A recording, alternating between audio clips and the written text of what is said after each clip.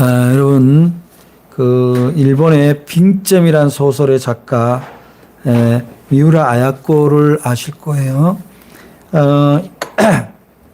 이분이 일본에서는 그 대문호라고 할 수 있는데, 제가 학교 강의할 때도 이분의 빙점을 주로 스테디셀러로 해서 읽도록 시킵니다.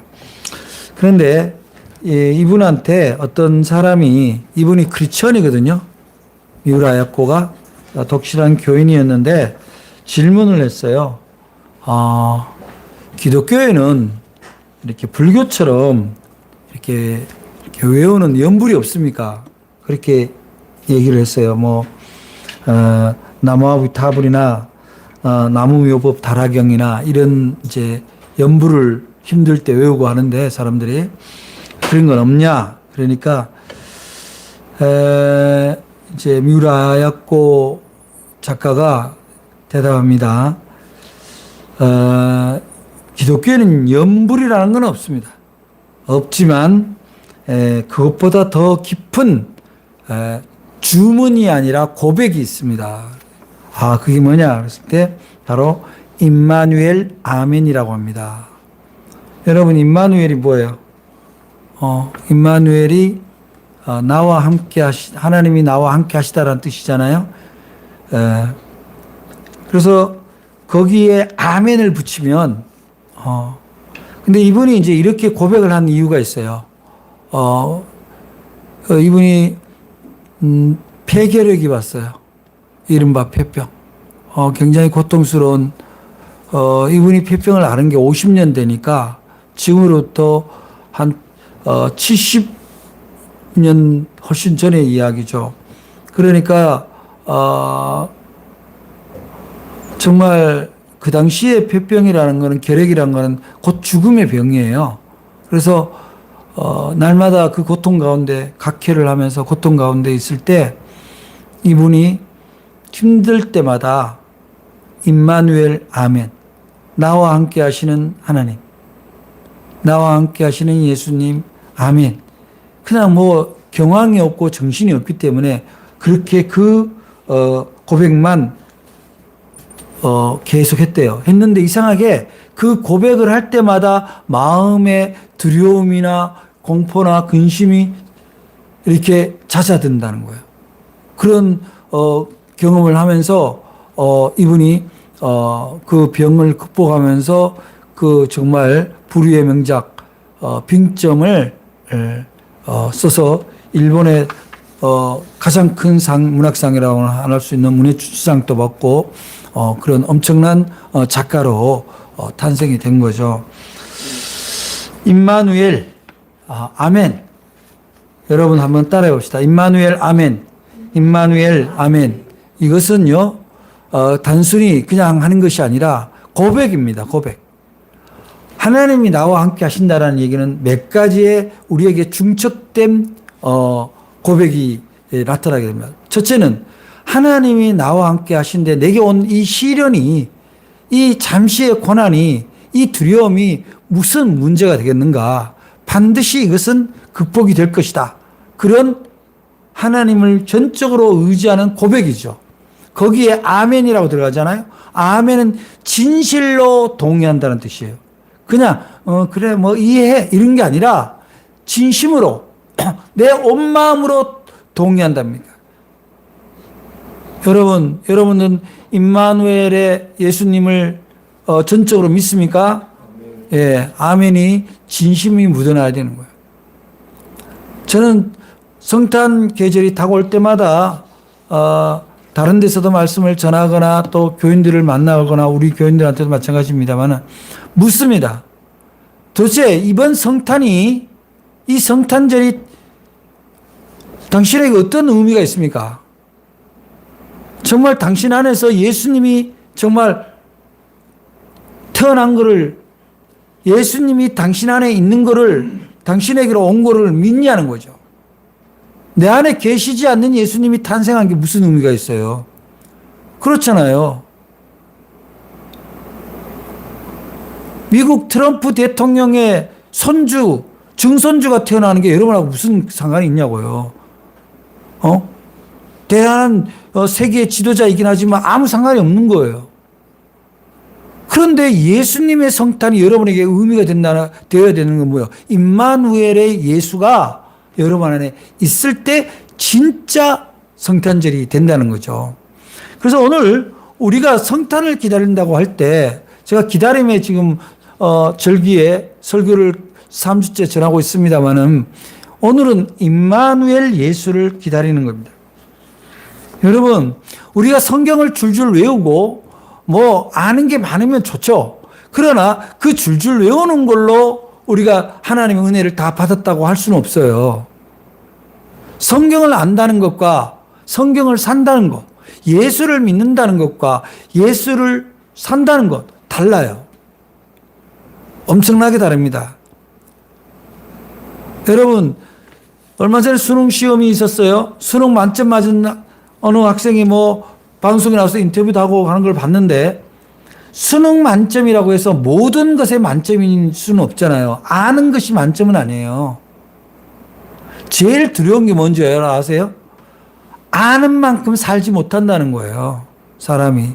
모르는 것도 문제지만 안다고 자랑하는 것이 곧 잘 사는 삶은 아닌 것 같아요.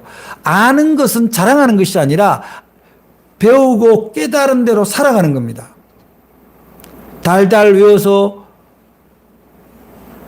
고위 공무원이 되고 판사가 되고 검사가 되어서 어떻게 합니까? 가난한 사람들을 배려하는 그런 일들을 합니까? 끊임없이 자기 아는 것을 이용해서 자기 이익을 추구하고 있다면 그 안다는 것이 무슨 의미가 있냐고요. 여러분, 이번 성탄에 여러분들이 임마누엘의 예수를 먼저 맞이할 수 있기를 바랍니다. 그리고 나서 여러분 안에 임마누엘 예수, 하나님이 함께 하시는 예수, 예수님이 여러분 안에 계시다면 사랑이신 예수님이 여러분을 사용할 겁니다. 여러분을 예수님 대신에 일하게 하실 거예요. 내 안에 예수님이 있다고 하면서 내가 필요한 것, 내가 구하는 것을 찾을 때만 예수님이고, 지금 외롭고 줄이고 헐벗는 사람들, 억울한 사람들, 이 사람들에게 찾아가는 마음, 위로하는 마음, 함께하는 마음이 없다면 아무리 교회 안에서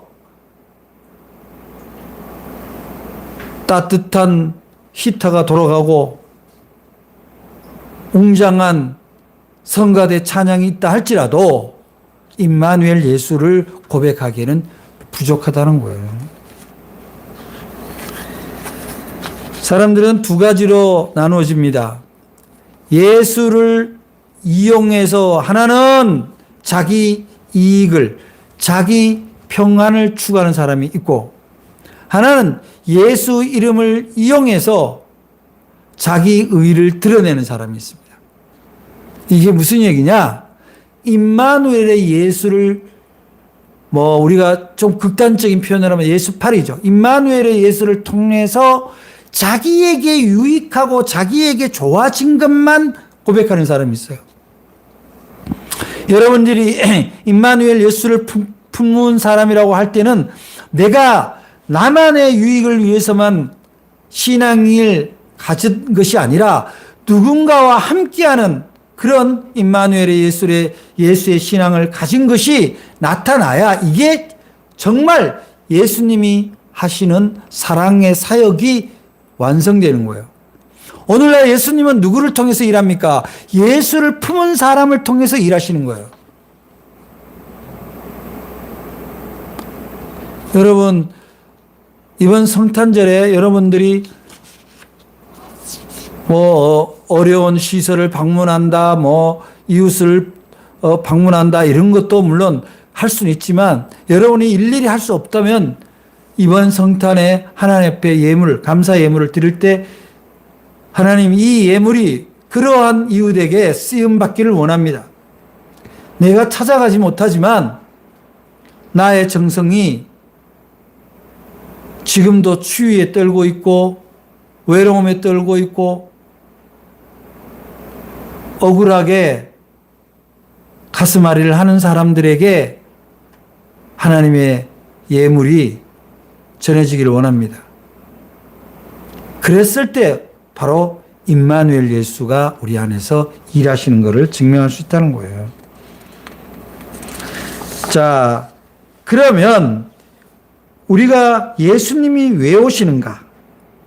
왜 오셔야만 했고 하나님은 독생자를 보냈나? 오늘 본문 21절에 보면 아들을 낳으리니 이름을 예수라 하라. 이는 그가 자기 백성을 그들의 죄에서 구원할 자이심이라 아니라. 즉 예수라는 이름이 예수스, 여수아와 같은 이름입니다. 그 이름이 뭐냐면은 구원자라는 뜻을 담고 있습니다. 그런데 예수님은 자기 백성을 그들의 죄에서 구원할 자로 이 세상에 오셨다고 누가는 증거하고 있습니다. 자, 사람들은 아니 자기의 인간의 죄로부터 구원한다. 이게 도대체 무슨 말이냐? 이게 무슨 그렇게 대단한 일이냐? 그랬을 때 우리는 원래의 죄에서 구원한다는 것은 원래 하나님이 사람을 창조했을 때 하나님과 교제하기 위해서 창조했잖아요. 하나님과 함께하기 위해서 창조한 거예요. 사람을. 그런데 하나님과 함께 할 수 없었던 이유가 뭐예요? 에덴에서 쫓겨난 이유가 내가 하나님하고 동등하다. 나는 나에게 자유의지가 있다. 모든 것은 내가 판단한다. 이러한 하나님을 후순위에 두는 그러한 죄예요. 이걸 우리는 원죄라고 하는 거죠. 사람들은 인간의 자율성과 무제한의 자유를 착각을 해요. 하나님 안에서 무제한 자유일 수는 있지만 하나님을 배제한 자유는 자유일 수가 없어요. 왜냐? 기준이 없어지잖아요. 하나님은 우리에게 자유를 주셨어요. 근데 하나님을 중심으로 자유죠. 자유입니다. 여러분, 우리 교회도 저 뒤에 시계가 있습니다. 시계가 시침과 분침, 초침이 돌아갑니다. 그런데 이게 어느 한 중심의 구심점에서 이 세 개의 침이 딱 중심을 잡고 돌아갑니다. 그런데 이거를 자유라고 해서 시침과 분침과 초침이 따로 있다면 어떻게 되겠어요? 이거를 우리는 카오스라고 그래요. 혼돈이라고 합니다. 그래서 모든 이 세상에는 하나님의 질서 가운데서 하나님의 원칙 가운데서 움직여지는 것이 타당한 거예요. 그런데 하나님은 우리 사람에게 가장 하나님과 닮게 만들어줬어요. 그게 뭐냐면 창조성입니다. 여러분, 창조성은요, 자율성이 없이는 만들어지지가 않습니다. 그런데 우리가 하나님 안에서 자유를 얻는다라는 것은 하나님이 주신 무한 창조성. 정말 오늘날 문명이 엄청나게 발달했잖아요. AI 시대가 오고 자율주행 시대가 오고 하늘을 나는 택시 시대가 옵니다. 그런데 그러한 것이 만약에 하나님이 주신 창조 능력을 우리가 이어받아서 한 것까지는 좋은데 그것을 활용하는 과정에 하나님이 중심이 없다면 그게 어떻게 되겠어요? 카오스가 되는 거예요. 여러분, AI 시대 때 지금 보면은 뭐 자기가 그 AI가 만드는 영상이 사람인 것처럼 얘기하고 의사인 척 얘기하고 이제는 앞으로 AI로 영화를 만든대요. 아주 유명한 배우가 수십억의 개런티를 주고 연기를 할 필요가 없어요. 앞으로 변호사가 없어지는 시대도 올 줄 몰라요. 어떠한 사건 개요를 집어넣으면은 이 사건의 전말은 이렇고 이것은 어떤 법조항에서 어떠한 처벌이 일어날 것으로 본다. 그렇게 되는 거예요. 그런데 그 안에 기준이 정해지지 않으면 어떻게 되는 거예요? 가짜가 진짜 행세를 하게 되는 거죠. 그래서 우리를 죄에서 구원한다는 것은 이렇게 문명이 극도로 발달하는 시대에도 우리가 그 죄성에 대해서 예수님을 의식하지 않으면, 예수님과 함께 하지 않으면 그 죄성으로부터 우리가 해방될 수가 없다. 구원받을 수가 없다라는 거죠. 그 다음에 보니까 23절에 보라, 처녀가 잉태하여 아들을 낳을 것이요 그의 이름은 임마누엘이라 하리라 하셨으니 이를 번역한 즉 하나님이 우리와 함께 하십니다. 그래서 이 우리가 인간적으로 인간이 생각하는 어떤 상식선에서 처녀가 잉태해서 아이를 낳는다. 이것은 굉장히 이해가 안 됩니다. 여러분, 하나님의 역사를 인간이 이해하는 것을 전제로 역사한다라는 것은 그 자체가 모순이에요. 하나님은 인간에게 인정받기 위해서 일하지 않아요. 하나님을 어떻게 인간이 다 설명합니까? 신학이 아무리 발달되어도요, 고백일 뿐이에요. 나는 하나님을 이렇게 생각한다라는 고백이고, 세상이 이렇게 돌아갈 때 하나님은 이렇게 하기를 원하실 것이다라는 고백이 신학인 거지, 신학 자체가 하나님을 규정 지을 수가 없어요. 여러분, 사람들이 그렇게 얘기를 해요. 암수 동체 생물체가 있습니다. 자웅동체. 거기서 스스로 그 내부 안에서 생명이 탄생합니다. 근데 뭐 하나님 못할 게 뭐 있어요? 왜 그거를 인간에게 설명하고 그걸 과학적으로 증명해야 됩니까? 그렇잖아요? 우주의 탄생을 과학자들이 엄청나게 합니다. 그래서 빅뱅이다 이거야, 빅뱅. 근데 빅뱅의 에너지는 어디서 오냐고요? 우주 대폭발을 통해서 천치가 다 형성이 되었다는데 그 천체가 형성되는 에너지가 어디서 왔냐고요? 그거를 못 푸는 거예요, 인간들이. 어떻게 풉니까? 그걸 하나님은 그걸 설명해 줘야 돼요? 그럴 수가 없어요. 왜 시간은 돌이킬 수 없습니까?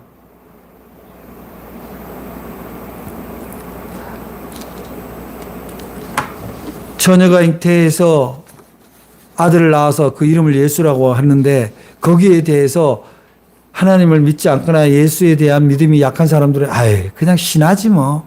그냥 그냥 지어서 한 얘기지 뭐. 자기네 종교를 좀 특별화시키기 위해서. 그렇게 생각하는 것까지가 그 사람의 한계인 거예요.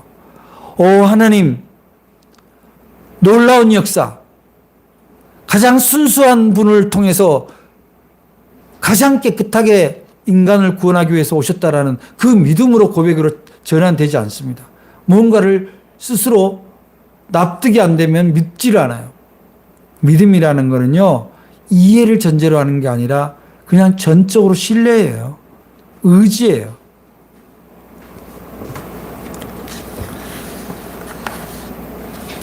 그 다음에 예수님이 우리 안에 들어오셨다라는, 우리와 함께 하신다는 것은 몇 주 전에 우리의 몸이 성전이라고 말씀을 나눴잖아요. 그러니까 예수님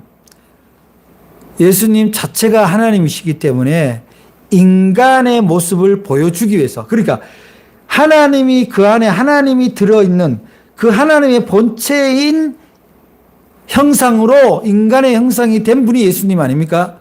그 예수님을 통해서 우리는 뭐냐면 하나님의 자녀, 하나님을 모신 사람의 모습을 우리는 발견하고 따라가게 되는 것으로서 예수님이 오신 거예요. 따라서 예수님은 결국 우리 안에 들어오실, 성육신하실 그 하나님을 모본으로 하기 위해서 우리에게로 오신 분이에요. 하나님이 친히 보여주신 거죠. 가령 집안에 강아지 2마리를 키웁니다. 그 강아지 2마리가 서로 막 엉엉 짖고 싸워요. 뭐가 안 맞는지 몰라요, 둘이가. 그래서 주인이 보다 못해서 얘네들 언어로, 얘네들의 표정으로, 얘네들의 모습으로 보여주기 위해서 주인이 강아지로 되어서 와서 그 둘을 하회시키고 그리고 서로 사랑하도록 보여주는 그 일을 하는 것과 유사한 비유가 적절한지 모르지만 그래서 낮은 곳으로 오신 거예요. 그리고 예수님이 임마누엘 예수가 오신 것은 우리의 삶 가운데 우리의 시간 가운데 그분이 함께 하시기 위해서 오셨다. 그런데 우리는 이 성탄절에 돌아봐야 되는 거죠. 우리는 과연 예수님과 함께 예수님이 내 안에 계시면서 그 임마누엘의 예수님을 통해서 내 삶의 모든 결정과 또한 사람 사이의 교제와 물질관, 가치관을 가지고 있느냐. 그렇게 우리의 삶이 송두리째 예수님과 동일하게 예수님을 닮아가며 그렇게 살아가기 위해서 그렇게 하라고 우리에게 오신 분이 바로 임마누엘 예수라는 거예요. 데살로니가전서 5장 10절에 보면은 예수께서 우리를 위하여 죽으사 우리로 하여금 깨어있든지 자든지 자기와 함께 살게 하려 하셨다. 이렇게 나와요. 여러분, 예수를 주일날 가끔씩 와서 예배 가운데서 어쩌다 느끼는 그런 분 정도로 오해하지 마시기 바랍니다.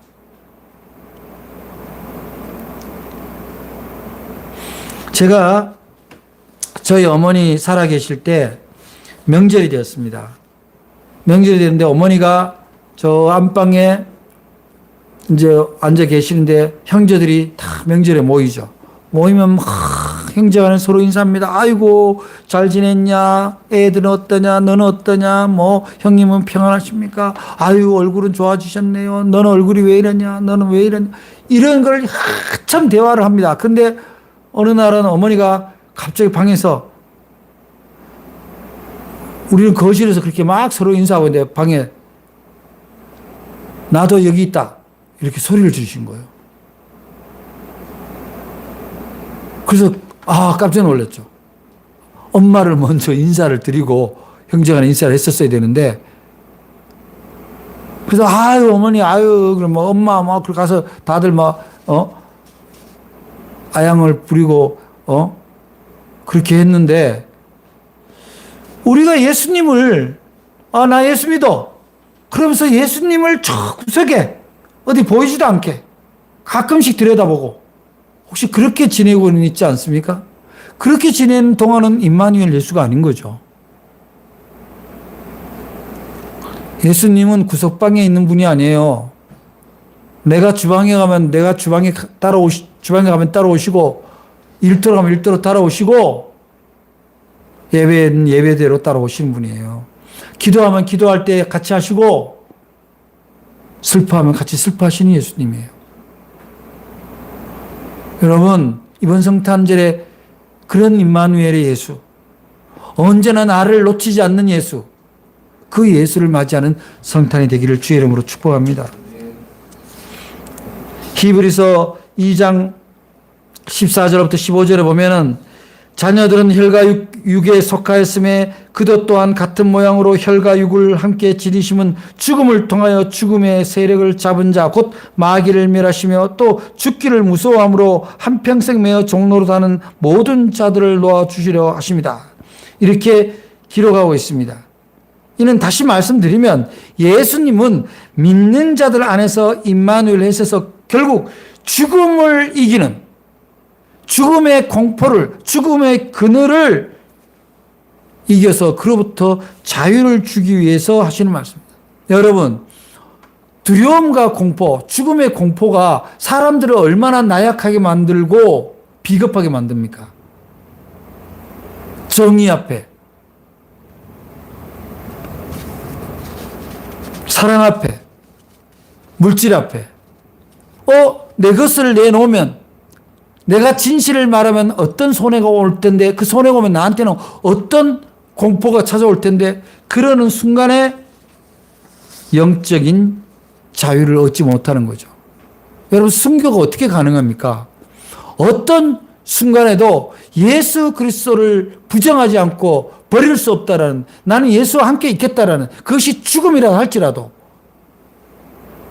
그게 순교예요. 사람은 누구나 할 것 없이 육신을 입고 있기 때문에 마귀는 언제나 육신의 유혹을 통해서 영을 흐리는 거거든요. 그리고 육신의 유혹이라는 게 다 뭐예요? 가장 큰 게 물질이에요. 욕망이죠.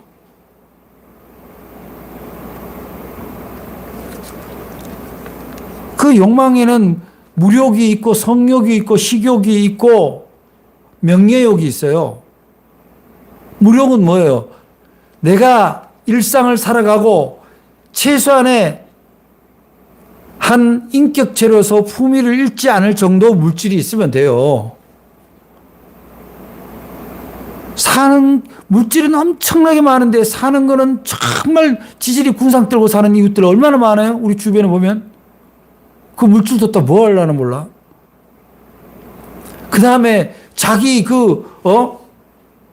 성적 욕구를 억제하지 못해서 자기 부인을 두고 혹은 음란한 문화에 중독되거나 그런 엉뚱한 데 인생을 바쳐서 폐가망신하는 사람들 우리 얼마나 많이 봐요. 명예를 쫓다가 경쟁을 하는 과정에 다른 사람을 억압하고 속이고 위협하는 그런 일들은 얼마나 또 우리는 많이 목격합니까? 여러분, 이게 다 뭡니까? 사탄이 좋아하는 형태의 모습입니다. 예수님이 우리 안에 오시는 것은 영적인 자유를 위해서 오시는 거예요.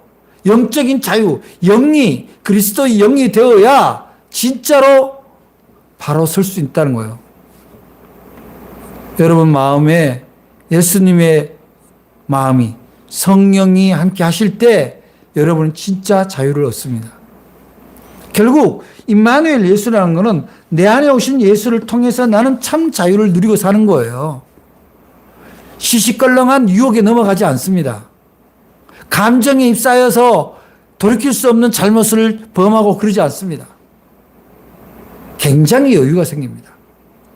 그게 은혜입니다. 예수를 믿는 은혜는요, 영적인 자유로서 은혜를 얻는 거예요.